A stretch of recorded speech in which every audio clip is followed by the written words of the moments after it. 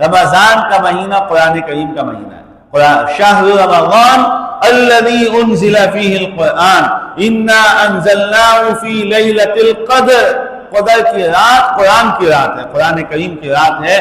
یعنی اللہ یہ بتا رہے ہیں کہ میں نے اپنا کلام مقدس زمین پہ جب بھیجا، اس کے لیے وقت کا انتخاب، اس کے لیے رات کا انتخاب، اس کے لیے مہینے کا انتخاب کیسا اعلیٰ اور عمدہ کیا ہوگا اس قرآن مقدس اور اپنے کلام مقدس کے لیے جس نے قیامت تک رہنا ہے. لہذا جس نے مقدس ہونا ہے یا جس نے کوئی فضیلت حاصل کرنی ہے وہ میرے کلام کے ساتھ لگ جائے، اللہ کے کلام کے ساتھ. اور آپ اٹھائیں دنیا کی کوئی چیز، کوئی جگہ، کوئی فرد، کوئی ہستی آپ اٹھائیں جس کو فضیلت ملی ہے زمین کے اوپر، اس کو قرآن کریم سے ملی ہے. حضرت جبرائیل امین ایک فرشتہ ہی ہیں، سارے فرشتوں میں ایک فرشتہ، ان کو فضیلت بولا قرآن کریم. انہ لقرآن، یہ قرآن کریم لے کے جانے والا فرشتہ ہے.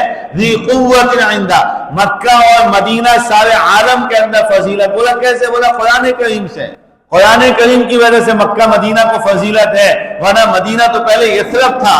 قرآن کریم جب مدینہ میں نازل ہوا، اب یہ قرآن کریم کا مہینہ، قرآن کریم کی وجہ سے مدینہ رسول اللہ ہو گیا، کیونکہ اللہ کے نبی یہاں آ گئے. مکہ المکرمہ ببکہ مبارکہ، یہ تو بکہ مبارکہ تھا، ایک بقعہ، ایک ٹکڑا زمین کا اللہ کے ہاں مبارک تھا. یہ ہم لوگوں میں سب نے کیسے، جس کی مبارکت قیامت تک کے لیے مسلم ہے، وہ قرآن کریم نازل ہوا. کوئی صورت ہے مکی ہے، کوئی صورت ہے مدنی ہے. میرے محترم دوستو اور بزرگوں، ہر چیز کا تعلق قرآن کریم کے ساتھ. رمضان کو کامیاب بنانے کے لیے قرآن کریم کی تلاوت ابھی سے شروع. اگر قرآن کریم نہیں پڑھا گیا تو رمضان نہیں ملے گا. اور جن کو رمضان میں قرآن مل گیا، اتنی بڑی بات عرض کروں، آج لکھ لیجئے گا اس کو، کہ جس کو قرآن کریم رمضان میں مل گیا اس کی ہر دعا قبول ہو گئی، اس کی ہر دعائیں قبول. اللہ کی عطائیں اس پر شروع ہو گئیں، نچاور ہو گئیں، اور بخدا وہ اس مقام پہ پہنچے گا